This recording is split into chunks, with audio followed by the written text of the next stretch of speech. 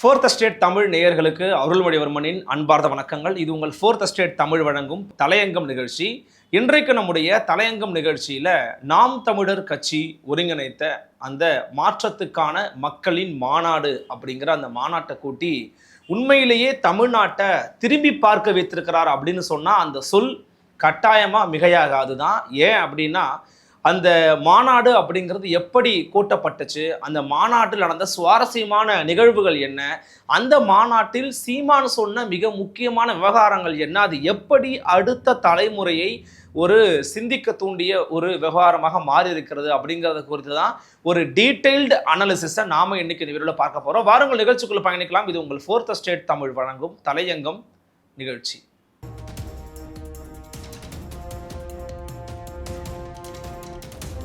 நிம்மதி property management. Contact 7667008899. நலம் தரும் நல்லார் சித்த மருத்துவமனை. இதய நோய், சர்க்கரை நோய், பக்கவாதம், தண்டுவடம் மற்றும் மூட்டு பிரச்சனைகளுக்கு மிகச்சிறந்த மருத்துவமனை. கிருஷ்ணகிரி, சென்னை மற்றும் மதுரை. தொடர்புக்கு 8807666117 மற்றும் 8807666118. நாம் தமிழர் கட்சி பிப்ரவரி மாதம் 21ஆம் தேதி அந்த மாநாட்டை கூட்ட போறாங்க அப்படின்னு அறிவிப்பு வந்ததுமே இந்த மாநாட்டுக்கு எப்படி கூட்டம் வரும்? ஏன்னா இந்த நாம் தமிழர் கட்சியினுடைய இளைஞர்கள் வாக்குகள் அப்படிங்கிறது தாவேகாவினுடைய வருகைக்கு பிறகு மற்றும் அதனுடைய தலைவர் திரு விஜய் அவர்களுடைய பேச்சுக்கு பிறகு பார்த்தீங்கன்னா முழுமையாக விஜய் பக்கம் போயிருச்சு. அவ்வளவுதான், நாம் தமிழர் கட்சியுடைய கூடாரமே காலியாயிருச்சு. இந்த மாவட்ட செயலாளர் இங்கே போயிட்டாரு, இவங்களை சீமான் வெளியேற்றிட்டாரு, கட்சி கூடாரம் கலகலத்து போய்விட்டது என்று கூறிக்கொண்டிருந்த நிலையில் அப்படிலாம் இல்லை, எங்களுடைய கட்சி கொள்கைக்காக நிற்கிற கட்சி என்று தொடர்ச்சியாக பல மேடைகளில் முழங்கி வந்த திரு சீமான் அவர்களுக்கு ஒரு மன நிறைவையும் ஒரு உத்வேகத்தையும் ஒரு புத்துணர்ச்சியையும் ஒரு புலி பாய்ச்சல் சொல்லுவாங்கல்ல, அப்படி ஒரு பாய்ச்சலையும் காட்டியிருக்கிறாங்க நாம் தமிழர் கட்சியினுடைய தம்பிமார்கள் மற்றும் தங்கைகள்.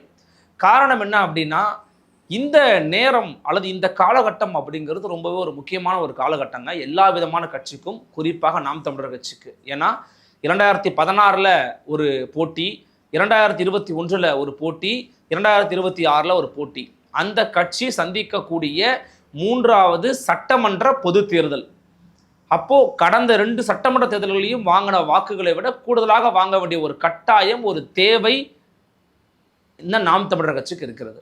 அப்போ அந்த நேரத்தில் ஒரு காலகட்டத்திலும் ஏற்பட்ட அந்த நெருக்கடிகளை எப்படி சமாளித்தார்களோ இந்த முறையும் சமாளிப்பாங்க அப்படிங்கிற ஒரு நம்பிக்கை அந்த கட்சியினருக்கு இருக்கிறது என்பதை இந்த கூட்டம் நிரூபித்திருக்கிறது. அப்படி ஒரு இராணுவ கட்டுப்பாடுங்க. ஏன்னா இராணுவ கட்டுப்பாடு அப்படிங்கிற வார்த்தையை பார்த்தீங்கன்னா அடிக்கடி இன்னைக்கு அம்மையா ஜெயலலிதாவோட பிறந்த நாள் அவங்க தான் பயன்படுத்துவாங்க. அப்படியாக ஒரு இராணுவ கட்டுப்பாடு, அதாவது உறுதிமொழி எடுக்கணும்னா உறுதிமொழி, ஒரு பின் ட்ராப் சைலண்ட்னு சொல்லுவோம், ஒரு குண்டு சத்தம் கூட கேட்கும், அப்படியான ஒரு சைலண்ட் இருந்தது, அமைதி இருந்துச்சு. ஒரு கட்டுப்பாட்டோடு, குறிப்பாக சொல்லணும்னா ஜியோடாமின் பூ உலக நண்பர்கள் அமைப்பில் இருக்கக்கூடிய தொடர் ஜியோடாமின் ஒரு பதிவு போட்டிருந்தார். பல கட்சிகள், தமிழ்நாட்டினுடைய பல திராவிட கட்சிகள், தேசிய கட்சிகள், விஜய் அவர்களுடைய தாவேகா இப்படின்னு பல கட்சிகள் குடிநீருக்காக கொடுக்கக்கூடிய இந்த போத்தல் இருக்கு இல்லையா, பாட்டில்னு சொல்லுவாங்க, அது பார்த்தீங்கன்னா பெரும்பாலும் நெகிழியில் தான் கொடுப்பாங்க. நெகிழியில் தான் தயாரிக்கப்பட்ட அந்த போத்தல்களை தான் பொதுவாக கொடுப்பாங்க. ஆனால் இந்த முறை நெகிழி பயன்பாட்டை துறக்க வேண்டும், நெகிழி பயன்பாட்டை தவிர்க்க வேண்டும் என்பதற்காகவே கிட்டத்தட்ட லட்சக்கணக்கான இரும்பு போத்தல்களை கொடுத்திருக்கிறது நாம் தமிழர் கட்சி. இது உண்மையிலேயே வரவேற்க வேண்டியது. இயற்கை சார்ந்து சூழலியல் சார்ந்து சிந்திக்கக்கூடிய பலரையும் திரும்பி பார்க்க வைத்திருக்கிறது நாம் தமிழர் கட்சி. காரணம் என்னன்னா அது அவ்வளவு ஒரு காசு அதிகமாக செலவாகக்கூடிய ஒரு விவகாரமாக இருந்தாலுமே கூட நம்ம செய்யணும், நம்ம அதை தவறாக பண்ணக்கூடாது, நம்ம தவறு பண்ணிடக்கூடாதுங்கிறதுக்காகவே நெகிழி பயன்பாட்டை தவிர்த்திருக்கிறது நாம் தமிழர் கட்சிங்கிறத நம்ம பார்க்குறோம். அது ஒரு மனதார ஒரு பாராட்ட வேண்டிய ஒரு விவகாரம் தான். இது மட்டும் இல்லாமல் அங்கங்கேயே மருத்துவ முகாம்களையும் அவங்க வச்சுருக்கிறாங்க, தயாராக வச்சுருந்துருக்கிறாங்க. மருத்துவர்கள் யாராவது ஏதாவது ஒன்று ஆச்சுன்னா உடனடியாக நம்ம பார்க்கணும் அப்படிங்கிறதுக்காக வச்சுருக்கிறாங்க. குருவிக்குடை பாசறை தயாராக இருந்திருக்கிறாங்க. காவல்துறையினருக்கு பாதுகாப்பு, காவல்துறையினருக்கு இவங்க பாதுகாப்பு கொடுக்குற அளவுக்கு அவங்களுக்கு தேவையான வசதிகளையும் வாய்ப்புகளையும் உருவாக்கி கொடுத்துருக்குறாங்க. பெரும்பாலும் யாருமே உட்காருப்பாயே அங்கே போகாது இங்கே போகாதுன்னு சொல்லக்கூடிய ஒரு வார்த்தை கூட அங்கே நடக்கலை அப்படிங்கிறது அந்த கூட்டம் எப்படி நேர்த்தியாக கட்டமைக்கப்பட்டிருக்கு அப்படிங்கிறதுக்கான ஒரு உதாரணமாக நம்ம சொல்லலாம். குறிப்பாக அந்த கூட்டத்தில் திரு சீமான் அவர்கள் அம்பேத்கரை விமர்சனம் பண்ணிட்டாரு அப்படிங்கிற ஒரு விஷயத்தையும் கூட இப்போ வந்து நிறைய பேர் பேசுகிறாங்க. ஏன்னா பொதுவாக எனக்கு தெரிஞ்சு தமிழ்நாட்டில் இதுவரைக்கும் இந்த கூட்டம் நடைபெற்ற பிறகு இந்த கூட்டத்தை பற்றிய ஒரு நெகட்டிவ் கருத்து இதில் சரியில்லையே அப்படிங்கிற மாதிரி, அதாவது கட்சிகள் மற்ற கட்சிகள் இருக்கிற விமர்சனங்கிறது வேறு. அவர் பெரியாரை வந்து விமர்சனம் பண்ணுறாரு, பெரியாரை வந்து அவர் படத்தையே பயன்படுத்தலை, ஏன்னா அவர் ஒருவர் தான் பெரியாரா, எனக்கு தமிழ் பெரியார் பலர் இருக்கிறாங்கன்னு அவருடைய ஸ்டாண்ட் எடுத்து அவர் தனியாக பயணிச்சுட்டு இருக்கிறார். பட் பொதுவாக வந்து ஊடகங்களோ அல்லது மற்றவர்களோ வந்து தப்பாக இருக்குது சரியாக இருக்குன்னு பேசுகிற மாதிரி ஒரு தப்பை கூட சொல்லலை. ஆனால் சிலர் நபர்கள் வந்து பார்த்தீங்கன்னா அம்பேத்கர் விமர்சனம் பண்ணாருங்கிற மாதிரி சொல்கிறாங்க. பட் அம்பேத்கர் ஒரு விமர்சனம் கண்டத்தில் அவர் அணுகலை. அம்பேத்கர் அவர்களுக்கு முன்பாகவே தமிழ் சமூகத்தில் அயோத்தாச பண்டிதர் ரெட்டமலை சீனிவாசன் இருந்திருக்கிறாங்கன்றதா அவர் பயன்படுத்துகிறார். ஆக்சுவலி அந்த அவருடைய ஸ்பீச்சில் வந்து பார்த்தீங்கன்னா 2-3 இடங்களில் அவர் அம்பேத்கருடைய மேற்கோள்களே காமிக்கிறார்.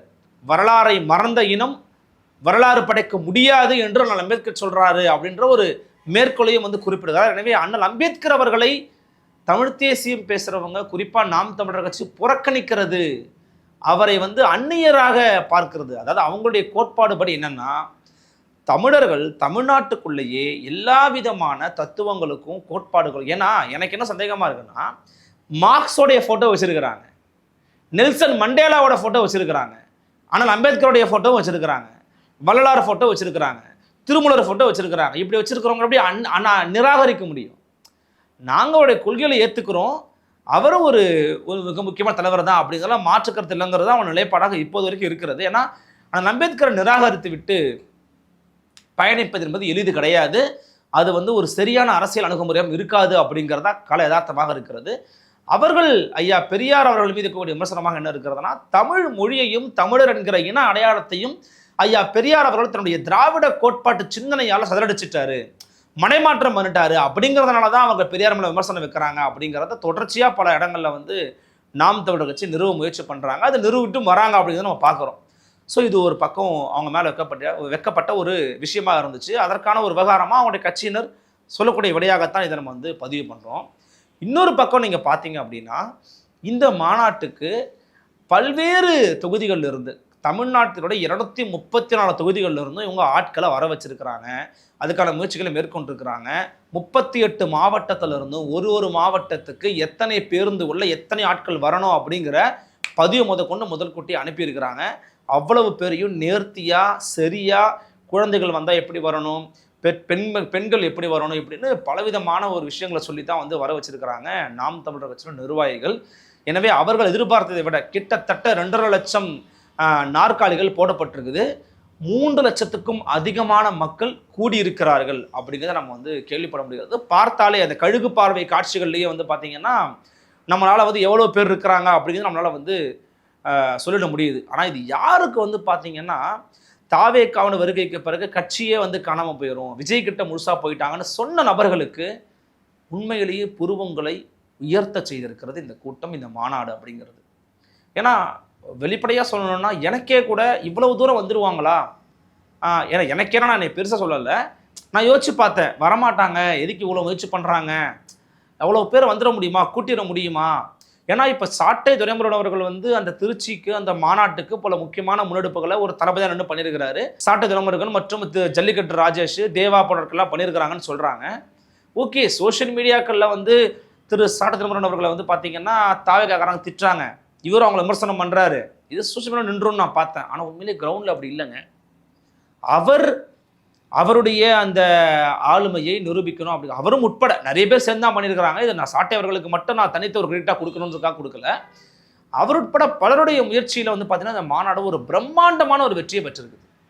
இந்த பிரம்மாண்ட வெற்றிக்கு முக்கியமான ஒரு காரணமாக எதை சொல்கிறாங்க அப்படின்னு பார்த்தீங்கன்னா, விசாரிக்கும் போது இந்த மாநாடு நாம் தமிழர் கட்சியினுடைய அடுத்த கட்ட வளர்ச்சியை தீர்மானிக்கக்கூடிய ஒரு மாநாடு. எனவே யாருமே இந்த மாநாட்டில் கலந்து கொள்ளாமல் தவிர்த்து விடக்கூடாது, முடிந்த வரையில் தவிர்த்து விடக்கூடாது. பல பேர் வெளிநாடுகள்லேருந்து வந்திருக்கிறாங்க, வெளி மாநிலங்கள்லேருந்து வந்திருக்கிறாங்க. ஸோ தமிழகத்தினுடைய மற்ற முக்கியமான பகுதியிலேருந்து வந்திருக்கக்கூடிய மாவட்டங்கள்லேருந்து வரக்கூடியவங்க, மாவட்ட செயலர் எத்தனை பேர் வரணும், பெண்கள் எத்தனை பேர் வரணும், இப்படின்னு பலவிதமான விஷயங்களை உள்ளுக்குள்ளே பேசி பண்ணியிருக்கிறாங்க. அதே போல் வந்து பார்த்திங்கன்னா இந்த 117 ஆண் 117 பெண் அந்த அறிமுக கூட்டம் இருக்குல்ல, அது ரொம்ப சிறப்பாக பண்ணியிருந்தாங்க. எல்இடி திரைகள்லாம் மிக பெருசாக போட்டு ஒரு 260 அடியில் வந்து அந்த மேடையை அமைச்சு அவ்வளோ ஒரு நேர்த்தியான ஒரு உரையையும் ஒரு 2.5 மணி நேரம் ஸ்பீச்சை வந்து திரு சீமான் கொடுத்துருந்தாரு.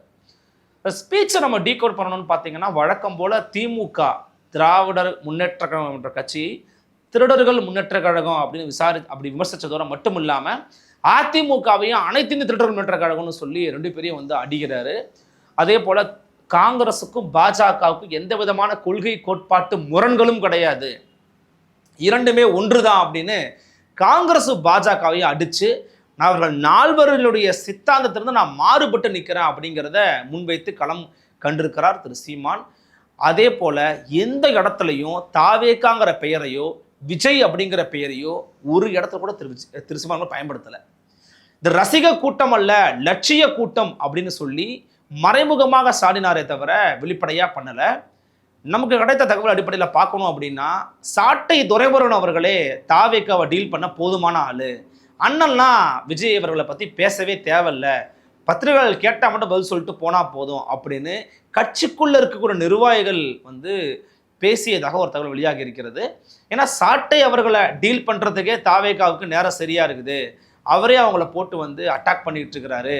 ஒரு கட்சியுடைய கொள்கை பரப்பு செயலாளர் வந்து விஜயை பற்றி பேசினா போதும், ஏன்னா நம்ம வந்து ஒரு சீனியர் பார்ட்டி, நம்ம 8% ஓட்டு வாங்கியிருக்கோம், அண்ணன் வந்து அடிக்கடி அவரை பற்றி தானா மேடையில் பேச வேண்டிய அவசியமே கிடையாதுன்னு கட்சிக்குள்ளே இருக்கக்கூடிய நிர்வாகிகளும் கலந்து பேசி சில முடிவு எடுத்ததுனால தான் ஒரு இடத்துல வந்து திரு சீமான் பேசுகிற போது விஜய் விமர்சிக்காதீங்க கடந்து போங்கன்னு சொன்னார்.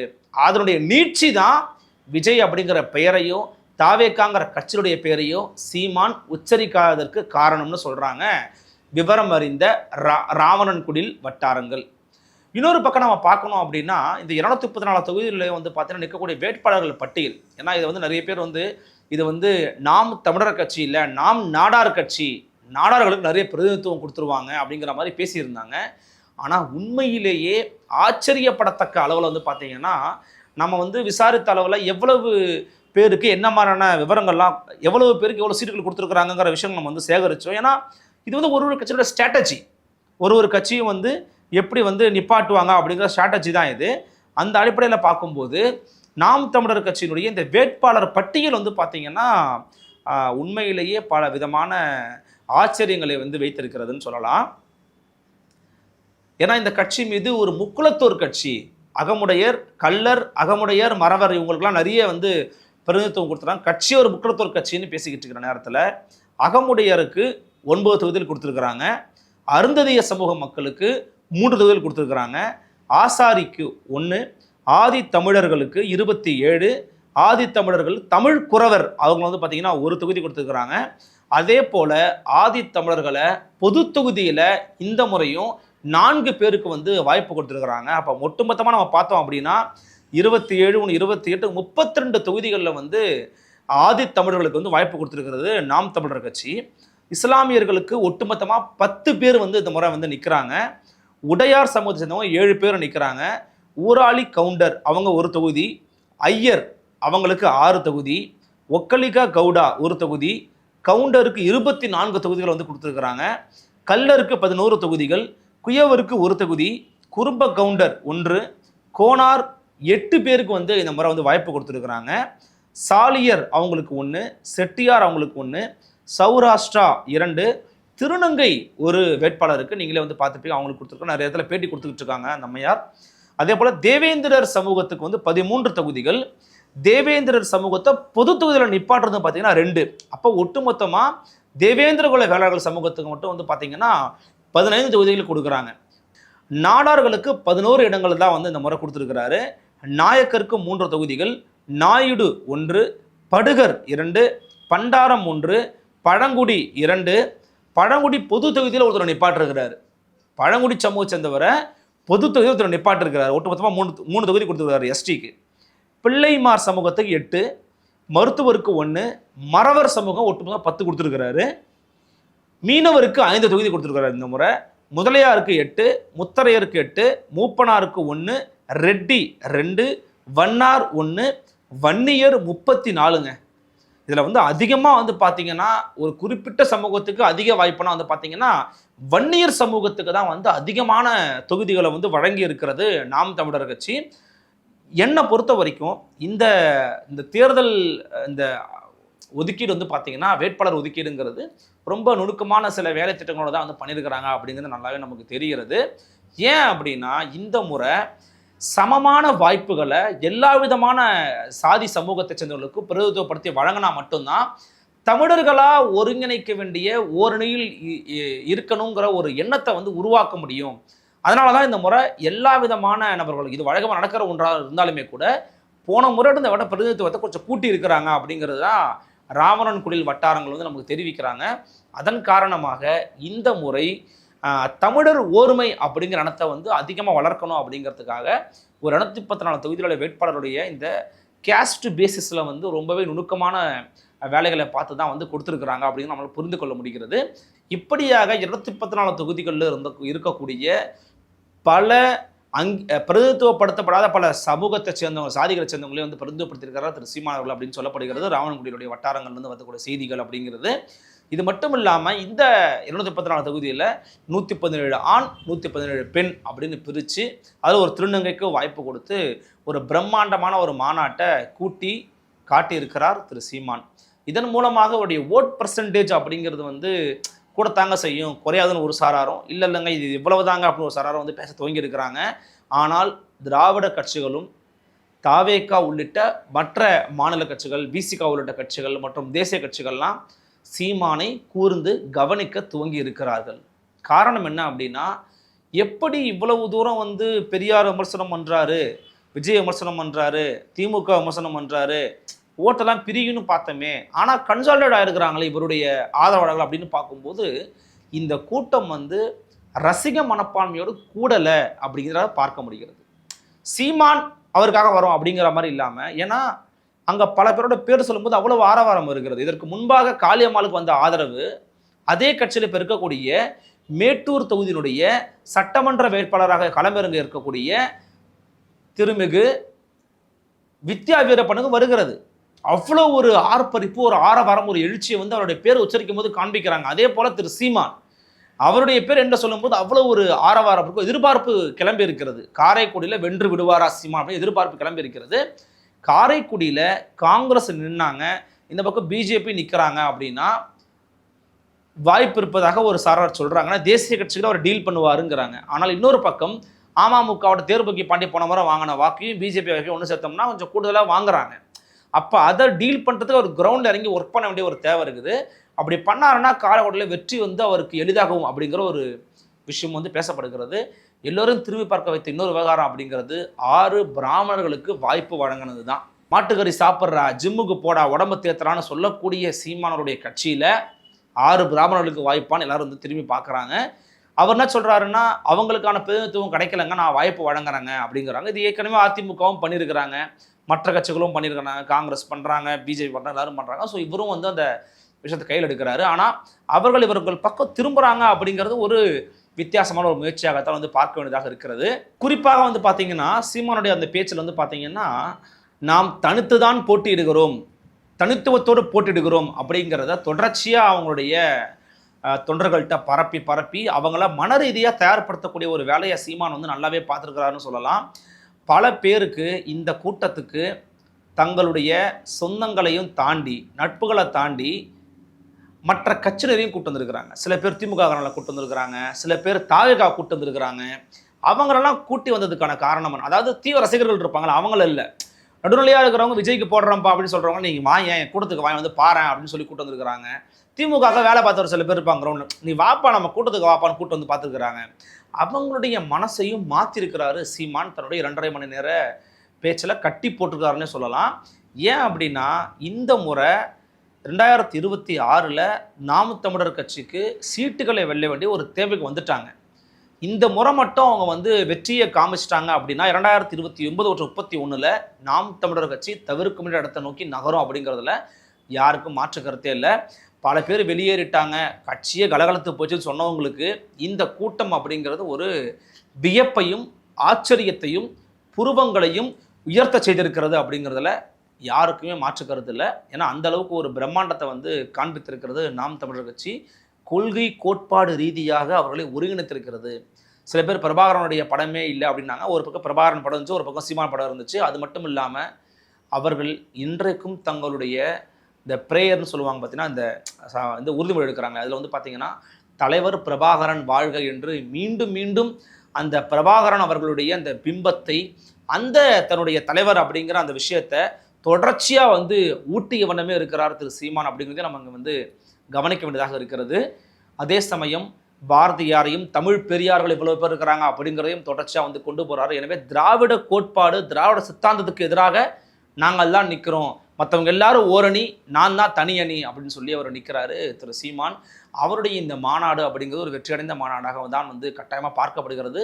அப்படித்தான் போற்றவும் படுகிறது பலரால், வெகு சிலரால் விமர்சிக்கவும் படுகிறது. உங்களுடைய எண்ணங்கள் என்ன? நீங்கள் எப்படி இந்த மாநாட்டை பார்க்குறீங்க? சீமான் அவருடைய இந்த மாநாடு வெற்றிக்கான காரணமாக நீங்கள் நினைக்கிறத காரணங்கள் என்ன அப்படிங்கிறதையும் கமெண்ட் செக்ஷனில் பதிவு பண்ணுங்கள். இப்படியான பல காணொலிகளை தொடர்ச்சியாக பார்ப்பதற்கு நம்முடைய ஃபோர்த் ஸ்டேட் தமிழ் ஊடகத்தை வந்து சப்ஸ்கிரைப் பண்ணுங்கள்.